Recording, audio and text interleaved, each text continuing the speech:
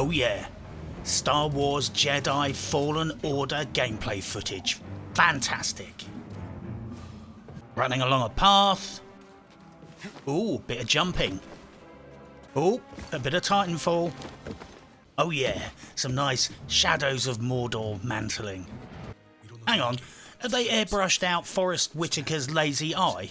That's not very politically correct. Oh, a nice little merchandising opportunity. And a nice little bit of log walking there. If you really enjoy walking along logs in video games, you can always rely on EA to come up with the goods. Oh yeah, they are doubling down on the action. Now you get to walk along pipes as well. Are those stormtroopers blind? If they're supposed to be keeping guard, they're not really paying much attention, are they? That is some excellent majorette skills right there. Oh right, so all the black droids are evil. That's a bit racist. Seriously, what kind of a weapon is that? Did he just short-circuit two pink dildos and strap them to a stick? Some more completely blind stormtroopers. A bit more Shadow of Mordor mantling. They seriously need to consider putting a safety rail in there, because the Union Health and Safety will go mad if they see that. More completely blind stormtroopers. A bit of Skyrim giant spider action. Oh, a God of War mechanic. You could literally never tell in 1,000 years that this game was made by the people that made Titanfall. Well, I'm sorry, but if that is one of the best games shown at E3 this year, then we are all in deep shit.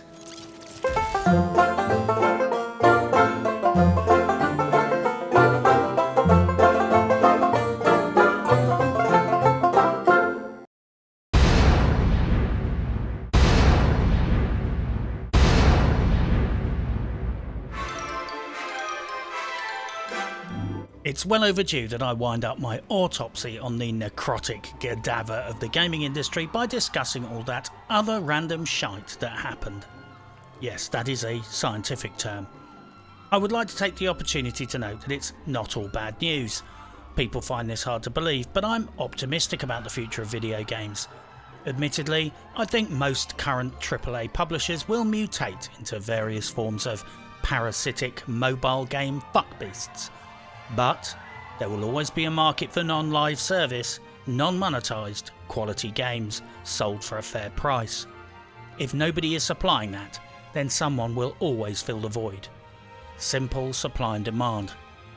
After all, you can't ban value for money video games, although I'm sure someone will try at some point.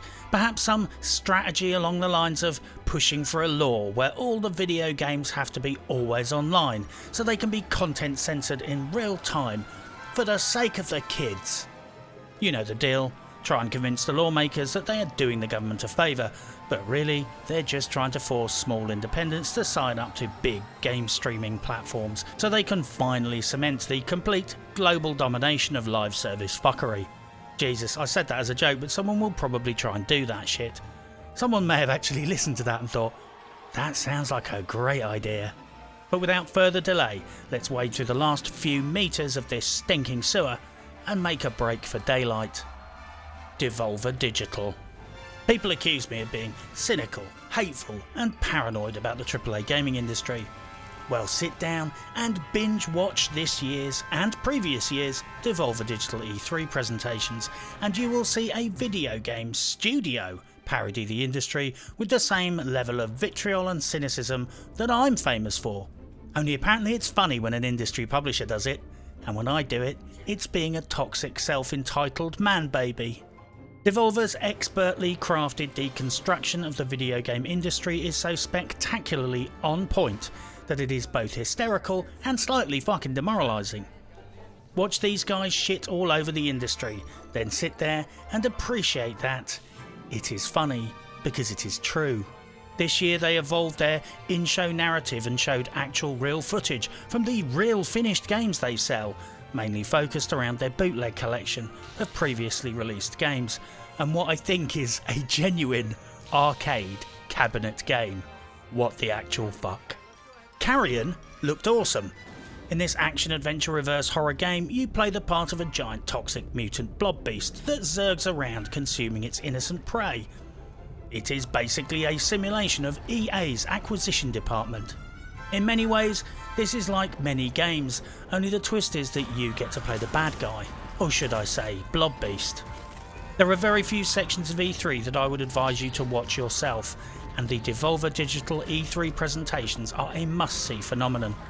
And whilst their games are not necessarily to everyone's taste, they make solid games like Scum, Shadow Warrior, Talos Principle, and Genital Jousting. John has an ordinary life.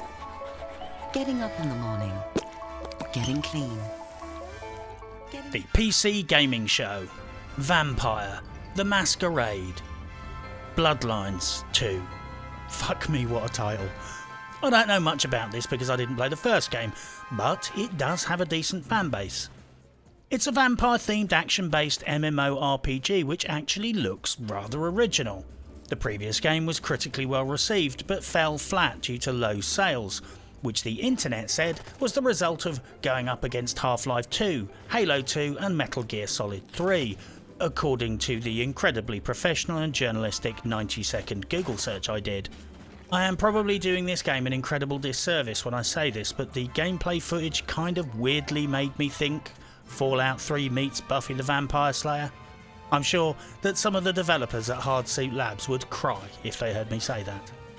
Anyway, check out the IGN gameplay footage here and make up your own mind. Then check out the fucking hysterical comments section underneath. My favourites were, "Must be the same journalist that couldn't figure out the Cuphead tutorial" by Commissarius. "I can't wait to play this game on my steering wheel, like whoever played this" by Luster. And my personal favourite, "Okay, you can release a gameplay trailer, but there's a catch. You can only use a Guitar Hero controller" by Carl Malcolm. Seriously, I thought my fucking gameplay footage was tragic, but this shit from IGN is like watching an orangutan trying to order a pizza delivery online. You can almost hear the drool dripping into the fucking keyboard. Watch this video and you will understand why there are so many memes about IGN journalists being complete non-gamers. Last Oasis. Last Oasis looks very interesting. It might play like a turkey, but it looks intriguing.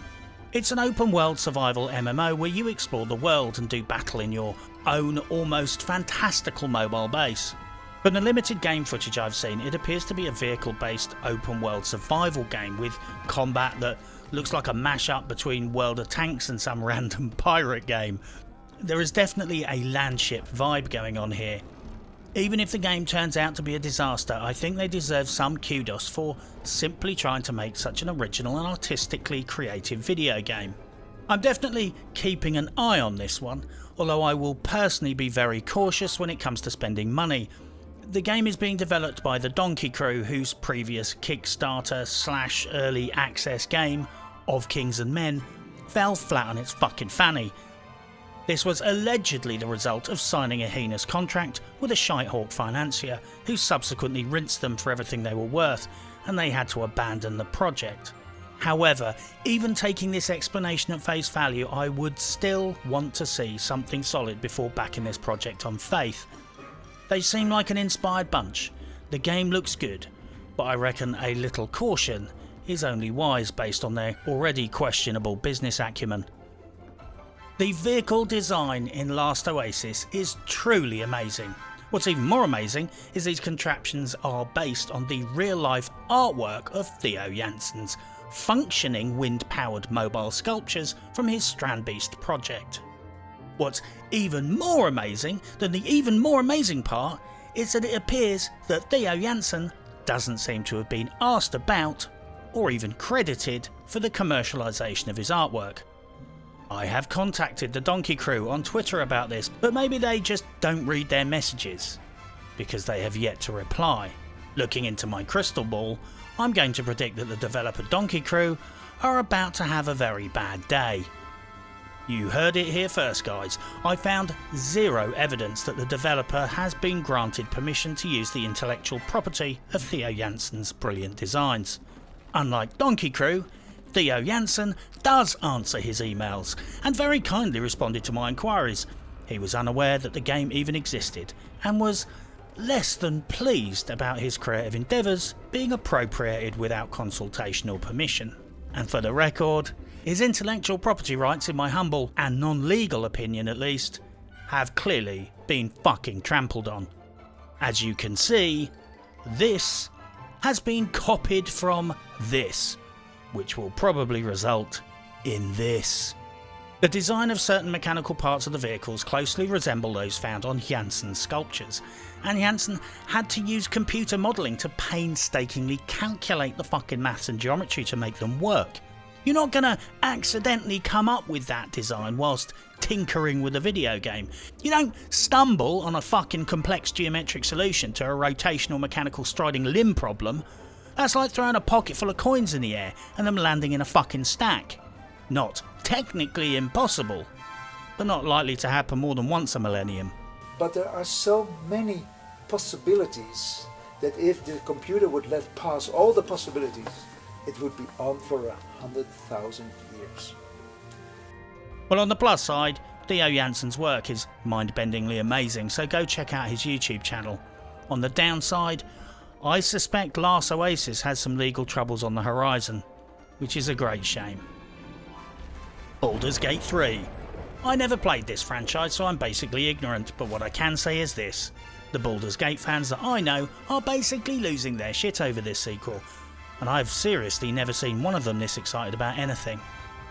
At the moment, I'm sure it's all hype and promises, and I can only judge this game based on the reaction of the hardcore fans I've spoken to, but so far, even the cynics seem happy with what they've seen. Square Enix. Square Enix made a fuck ton of announcements about Final Fantasy sequels / spin-offs / remasters / fucking /, but I can't really comment because I've never played Final Fantasy. I'm not going to pretend to speak authoritatively about a franchise I know nothing about. Your average Final Fantasy fan is going to know 100 times more about the franchise than me, so go and ask them. I'm not going to embarrass myself and Final Fantasy fans by reading out some press release from fucking Kotaku. If you're a fan, you probably know the news. If you haven't heard, there is a lot of news. Please visit the internets. Besides, I actually thought the Final Fantasy movie was good. This shouldn't be happening! What is that? The dream is coming faster now. So I'm clearly fucking clueless when it comes to the Final Fantasy franchise. Although I would note that today I was reading a few articles on the Final Fantasy series and I discovered that it's an incredibly heavily censored game. Over the years, tits, dialogue, costumes, blood and characters have all been removed or desexualised to please either Chinese or domestic markets. Who would have thought that the video game industry would become so servile that it would start self-censoring over a little bit of side boob? Outriders. With yet another non-gameplay trailer. It looks interesting in a kind of Stranger Things sort of a way, but fuck knows what it plays like. Personally, I'm getting fucking bored speculating about games that are trailers and promises. So Outriders can go straight onto the pile of wait and fucking see games. Life is Strange 2 was showcased. I think I own a random episode of this, which I never played. I'm not really a graphic novel video game kind of dude. It's not my bag, but it's quite popular apparently. There's a new episode coming out. If you have the other episodes, you will undoubtedly buy this one. If not, you probably won't. There's not much to say about it really. Battalion 1944. Battalion 1944 looks like a well-timed appeal to gamers looking for a more traditional competitive World War II first-person shooter where the emphasis is more on accurate physics, authenticity and reliable and consistent game mechanics. You know, the sort of deal more akin to old-school PvP games before the age where Call of Duty and Battlefield wrecked World War II shooters with fucky malfunctioning netcode, bloated graphics files and pumped them full of microtransactions and pedo caches. However, since this is a Square Enix game, I'm going to assume that Battalion 1944 will be a multi-layered, fetid turducken of microtransactions and pedo caches. It will be a fucking pate foie gras goose of pedo caches, where the poor bastard has been fattened up by having microtransactions jabbed down its throat with a stick until it can't physically contain any more without its chest cavity bursting open onto the barn floor. Dying Light 2 is Dying Light with more stuff. I never got round to playing the first game, but I spent a bit of time watching a buddy of mine, Nomad, stream it on Twitch. It looked like a pretty decent game. The sequel promises bigger maps, more stuff, and I think it's pitching at the whole "the decisions you make have real consequences and help shape the world around you." Heard that one before a few times. Dying Light is much loved and critically well received, and I enjoy watching players stream it. Let's hope they don't fuck up the sequel, which is a major theme of the industry these days. Let's face it. Avengers. The new Avengers is apparently an original story that they want to tell, and the game looked spectacularly fucking dull and unoriginal. It looked like a fucking masterclass in being derivative, well-trodden ground. It looked as sad and tired as Tramp's sandals. I don't really follow this whole Avengers / Marvel / DC comic book universe thing. I've always had a soft spot for comics and graphic novels, but if I'm honest, I'm not convinced that endlessly rehashing and recycling this shit is resulting in anything new, original or better quality. Frankly, I thought the Sam Raimi Spider-Man films were good enough. The original Hellboy movies were good enough. The Dark Knight Returns was good enough. Did we really need to get to the point where at least 17 actors have played Spider-Man, 19 actors have played Catwoman, 39 actors have played Batman? Are we that desperate to recycle our heroes? The guys from Square Enix are talking about having an original story to tell. And we've had 11 fucking actors play the Incredible Hulk.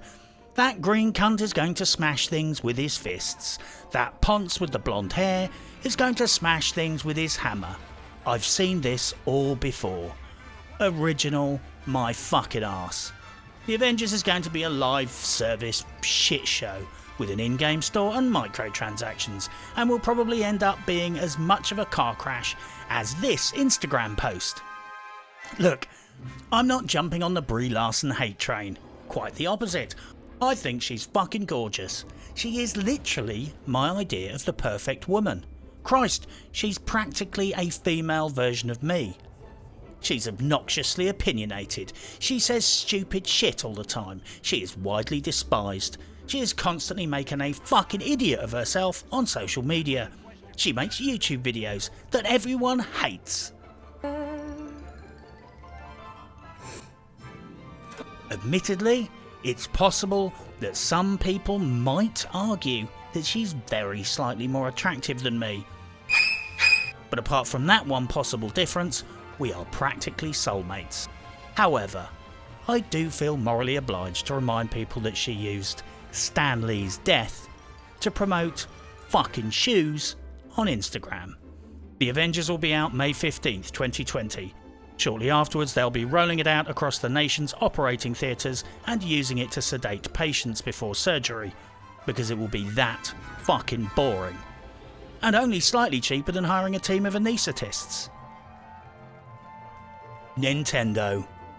It brings me great joy to be able to show Nintendo the love they deserve. In fact, here is some hand-picked footage which I chose for this very special occasion.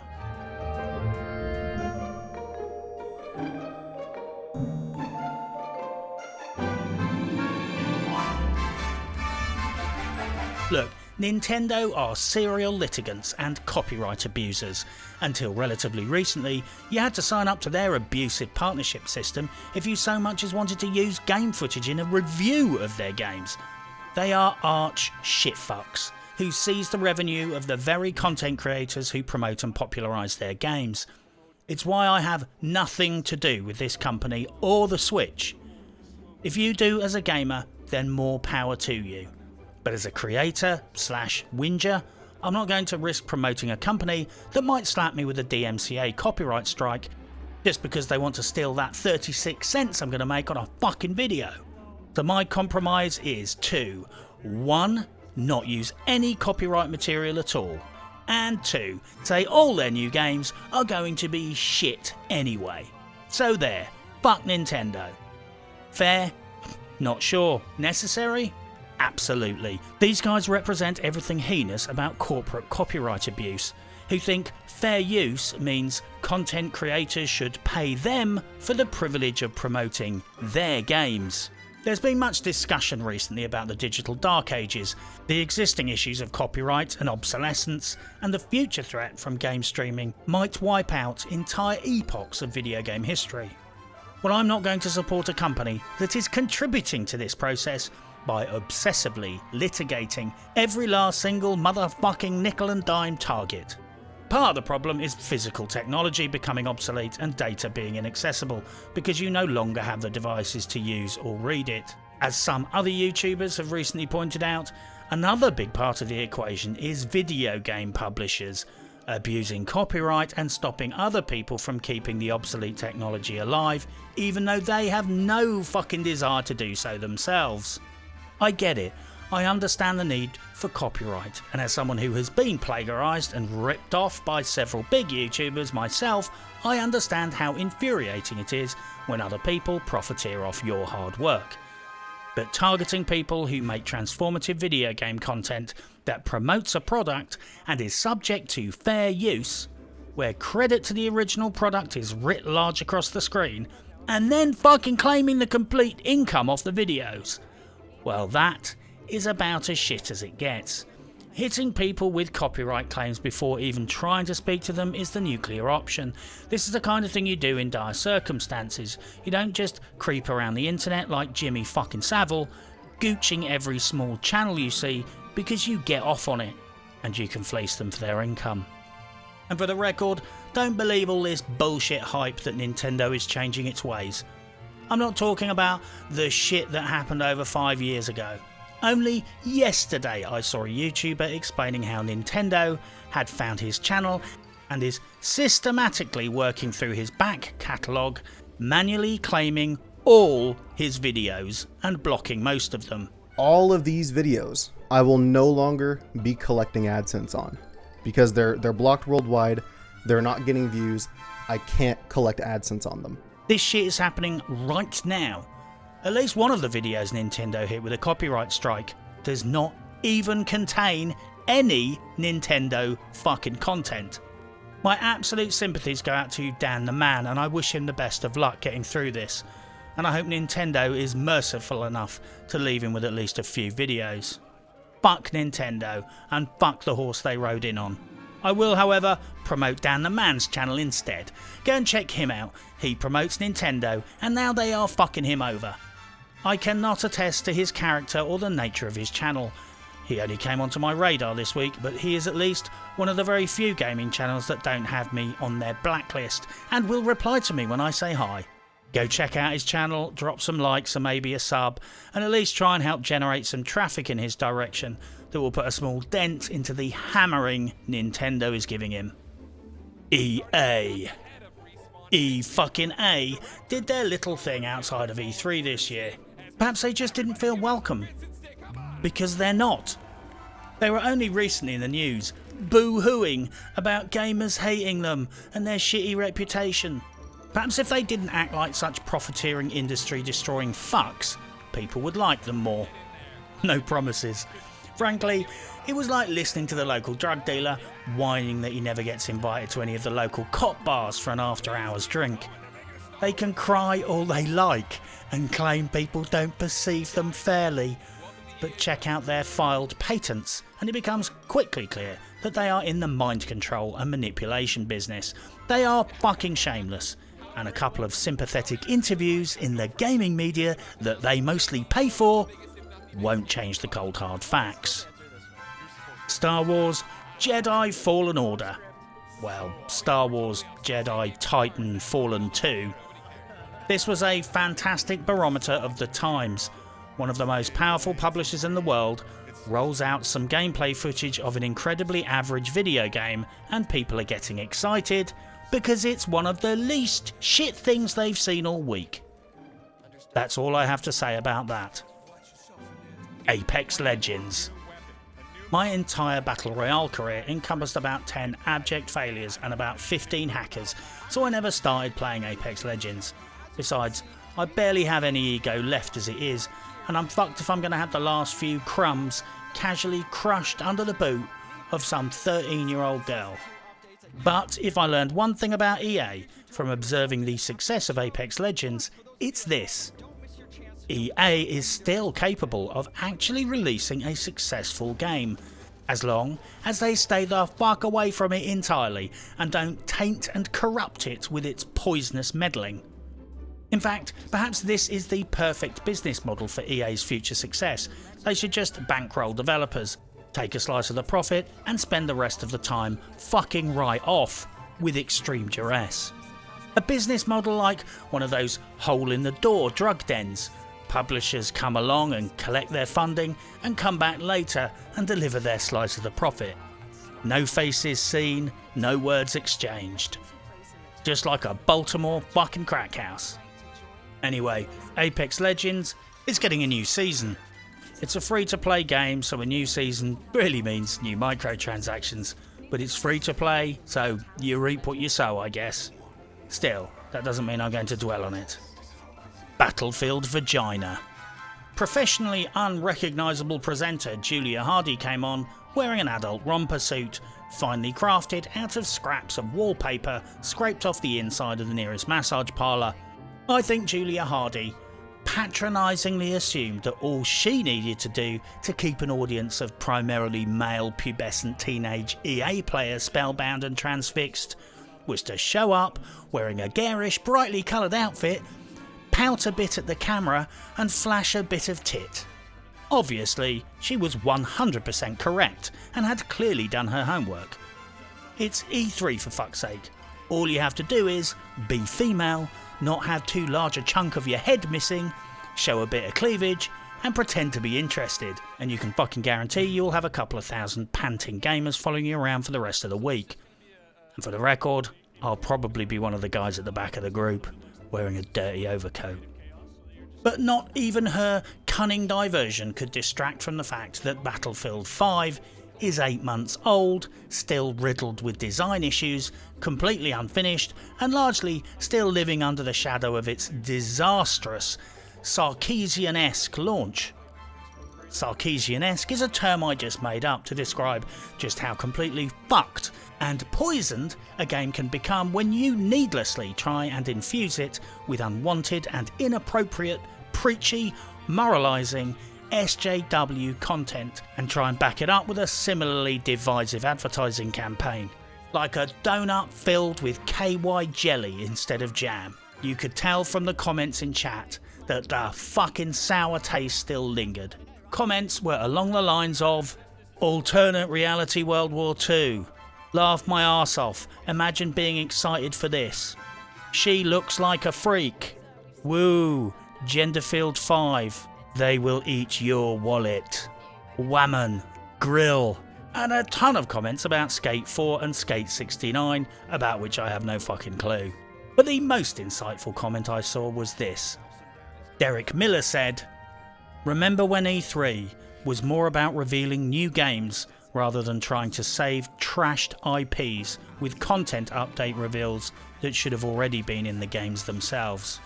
I could not have said it better myself. This game is damaged goods. I'll give it another spin later this month, but the experience for me is already permanently tainted." EA Sports, FIFA and Madden. Fuck me, I'm losing the will to live here. Well, I'm not a gambling addict, and I would prefer you not to be either, so I will not dwell on these fuck pie franchises.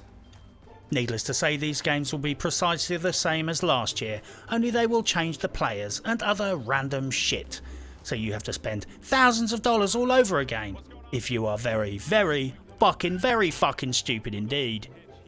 Look, everyone has dumped too much money on a video game at least once. For me, it was World of Tanks. But fucking bejesus, if you are opting into this EA Sports self-abuse factory every year, you need to speak to someone about it.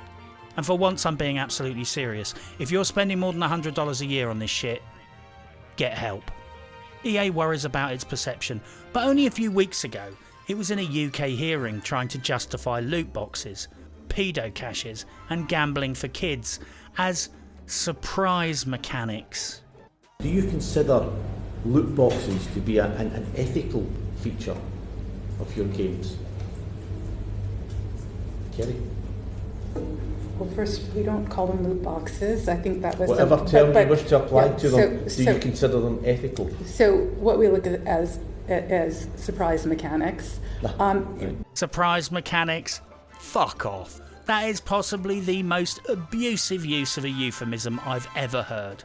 Following EA's spectacularly sociopathic and shameful logic, this is a surprise holiday. This is a surprise weight loss program. This is a surprise firework display. This is a surprise depopulation initiative. And this is a surprise fuck you for being such devious, parasitic fuckshits. People hate EA because they do things that inspire hatred. They need to own that. Sims 4. Talking of hatred, Sims 4 is dreadful. No news there. I think deep down I see games like The Sims as like trainer wheel bicycles for kids, psychologically moulding them into the pedo cash consumers of the next generation. I don't play this game because even with my impressive record of making terrible life choices, I'm not that much of a dumbass that I would buy a Sims game, unless it was to make a video taking the piss out of it. Now there's a plan. But I am curious whether this shitness simulator has loot crates inside the actual game. How fucked up would that be? A video game where you have to buy loot boxes to unlock the ability to play getting loot boxes inside the simulation. Like some kind of Inception-based pedo-cash nightmare within a nightmare, like a goddamned sci-fi pedogeddon. I have the copyright on that idea, so if EA wants it, they can contact me. And when they contact me, I'll tell them to fuck off. Sims 4 is pretty much all the evidence I need that perhaps global environmental catastrophe and the collapse of civilization might have an upside. Anthem. There was a crushing off-script interview where Ben Irving allegedly got ambushed by Greg Miller. Dear Lord, the reaction of the people behind him was hilarious. I could talk for ages, but I think it would probably be the best use of everyone's time if I just said, Anthem is an unmitigated fucking catastrophe. Don't buy it. Epic Games. Epic did not have their own proper presentation at E3, but did make some ill-timed announcements about their progressive escalation of the console war they're bringing to PC. The two most significant being the following Epic Games Store's exclusives: Chivalry 2 and Shenmue 3. Chivalry 2 may have scored a massive own goal here because its existing fanbase is on Steam. They have been very vocal about being fucked off the platform they like to the Epic Games Store, which is fucking shit. This situation is doubly problematic because Mordau recently launched on Steam, costs a fraction of the price, and has been described by many players as Chivalry 2.0. I'm speculating that a lot of the gamers are not going to see the benefits of dropping Mordau, paying 2 to 3 times the price all over again for Chivalry 2, and being forced to buy it on the Epic Store. Shenmue 3 is highly problematic too, because this is yet another crowd-funded game that vastly overshot its targets, raising millions, exists by the grace of patronage, then gets a huge cash injection from Epic. The backers don't see a penny of this, and then they're forced off Steam and onto the Epic Games Store. Shenmue 3 poured further petrol on the flames by flatly refusing everyone a refund. Epic Games has just announced they're backing down and offering refunds to players unhappy about this fucking carnage, but this was clearly a situation where they tried to get away with it and based their ultimate decision to back down on judging the amount of outrage. Once again, and as I always keep saying, players need to fucking complain loudly when they don't promptly get what they paid for, or they won't get it. The Division franchise is the perfect case of this. Ubisoft mugs off the community, they don't complain, and as a result pisses false promises over their heads whilst laughing and counting their free money. All because not enough people complain. Shenmue 3's stunt is the kind of dick move which is crushingly harmful to indie games and harms future Kickstarter projects. I will also call this right now. I think there will be new rules and possibly legislation eventually to stop this kind of abuse, which has become rampant. Companies trading on goodwill to get Kickstarter money, then seeking private investment and or selling shares in the company, effectively exploiting the Kickstarter backing as an unrewarded kind of seed fund. I think at some point this will come on the radar of the financial authorities, and bad things will happen. Personally, I think a Kickstarter is a Kickstarter, and if they want to go on and sell 50% of the company to someone like Microsoft, then half of that cash should be awarded to the backers.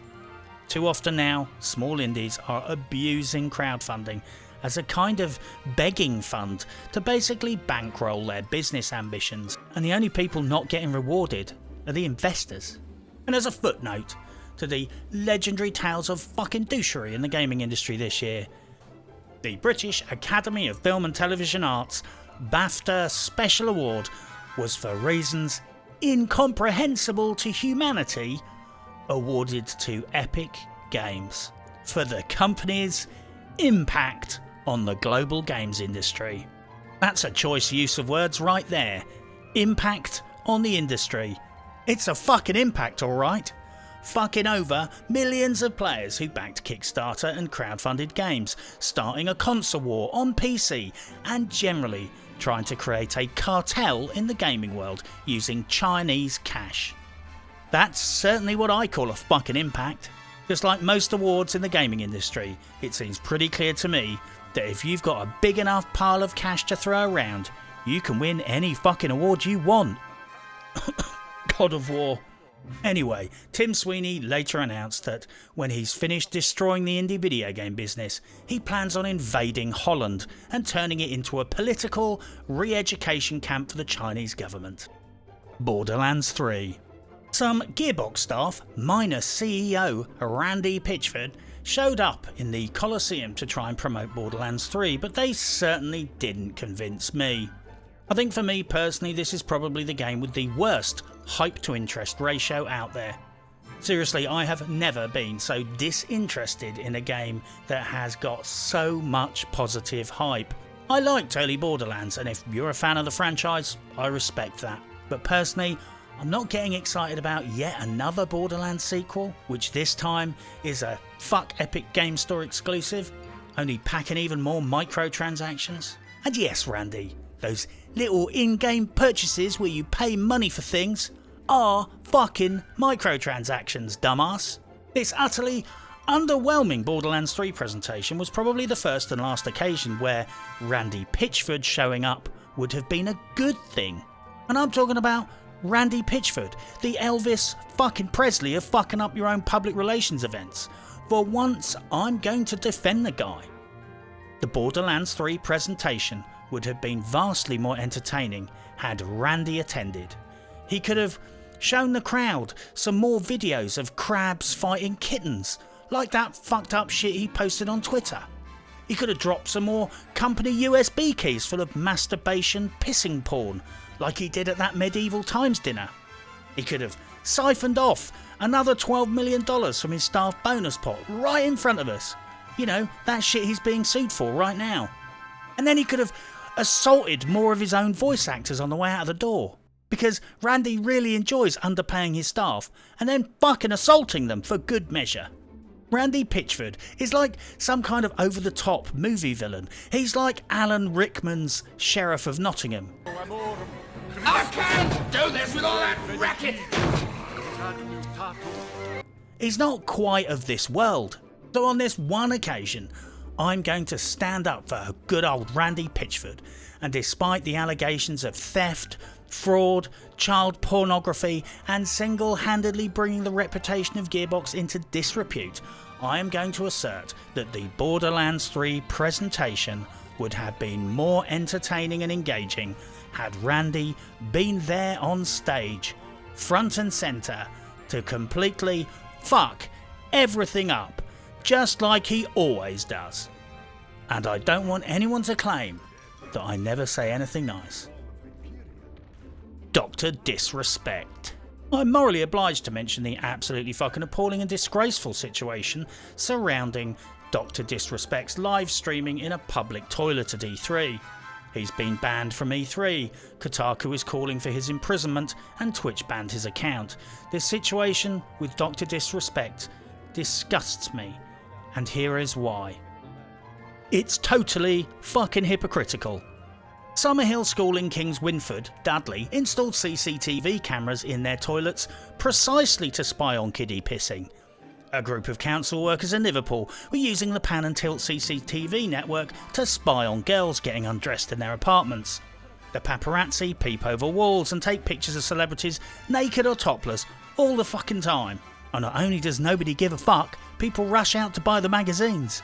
People happily walked around, intentionally or unintentionally recording everything they saw when Google Glass was launched. That's tens of thousands of people committing years of privacy violations right there. Did any of those fuckers go to jail? Did Google go to jail? Alexa listens and records everything you fucking do. I don't see the cops kicking in doors and arresting people's Alexas. You see, nobody gives a fuck about respecting people's privacy. Hell, most people don't give a fuck about their own privacy being respected. Maybe the press should invest its energy into tackling some of the big corporate and governmental violations of privacy first, before ragging on someone who streams video games. Because in the big scheme of things, one streamer filming a couple of porcelain pissers, some cubicles and annoying a couple of punters whilst being stupid is a drop in the ocean when we're talking about people's privacy violations. Look, I get it. It was a badly thought out prank which suddenly went south because there was a kid in the bathroom. But it was a funny prank gone wrong, unlike most of your privacy invasions which are deliberate and designed to be harmful. Then again, the video game news industry will lose a ton of advertising revenue if they go after game publishers that use the game client to read your PC hard drives. No profit in that. Let's pick on the streamer. I think everyone should keep this all in perspective and leave Dr. Disrespect alone. People are just profiteering over a fake scandal and calling for blood because they have nothing better to do with their time. Besides, I've installed cameras in my bathroom and several public ones too. Don't give him shit just because he didn't have the common sense to use a hidden camera like a real professional. You will be glad to know though that Dr. Disrespect's Twitch ban was lifted after 2 weeks. Well, I think it's time to chuck a stick of dynamite into the furnace and jump off this steam train. After having watched a fuck ton of E3 presentations, I can at least state one thing with certainty. Given how the majority of all the games only showed cinematic trailers with zero real actual game footage, you are just as likely to get accurate predictions of how good a game is going to be from a fucking psychic channel as you are from a gaming channel. Seriously, if you want someone to predict if any of these games are any good, you might as well bust out some tarot cards or a Ouija board, because it's probably as accurate as anyone else's guess, mine included. It was shameful how nearly all publishers cowered like little shit babies behind cinematic footage because they either didn't have a finished game or were too shit scared to show it. It was quite pathetic. Most of E3 was more like a fucking short film festival than a fucking game expo. After having done my partial dissection of E3 and the surrounding news stories, I arrived at 2 very polarised conclusions about the game industry. On one hand, most of the AAA industry is starting to eat itself. It's starting to self-consume in a massive feeding frenzy of self-destructive greed. And let's be frank here, lots of indies are joining in too. Most of the games I'm seeing seem to fall into the category of live service, early access, Kickstarter funded, paid exclusive, or just downright shit and unfinished. This is wholesale and industrial levels of abuse of customer trust and goodwill. The industry is pumping cash into mobile games and anything they can cram with pedo caches, microtransactions and gambling mechanics. AAA publishers are still pursuing the suicidal option of the live service model. Publishers are abusing Kickstarter to partially pre-fund projects that magically end up under the wing of AAA publisher ownership. And I'm suspecting that the big corporations nowadays see Kickstarter and crowdfunding as just a covert source of free cash and funding. We have indies crowdfunding games and then selling out their supporters with epic exclusives. And even fucking worse, we're now seeing developers build companies off the back of crowdfunding, then sell either some or all of the company and the game to large publishers, effectively abusing the spirit of crowdfunding and using it as interest and payment-free investment money to service their own business agendas and personal ambitions. I will qualify that there are some spectacularly good games that are either partially or wholly crowdfunded, like Kingdom Come Deliverance, and I reluctantly say Mordau, but they are increasingly the exception to the rule. More and more I look at crowdfunded video game projects and think, are these fuckers just going to use my money to get rich and then dump out a shite game at the end and sell their company to a large publisher? We happy few. However, on a positive note, repeatedly indie companies are shaming the rest of the industry by showing exactly how good games can be on a modest budget. When companies are churning out indie games that outclass games like Battlefield 5, Anthem and Fallout 76, it gives us a benchmark by which to measure just how much AAA companies are crushing their development budgets to sub-indie scales and investing elsewhere, or just keeping the profit.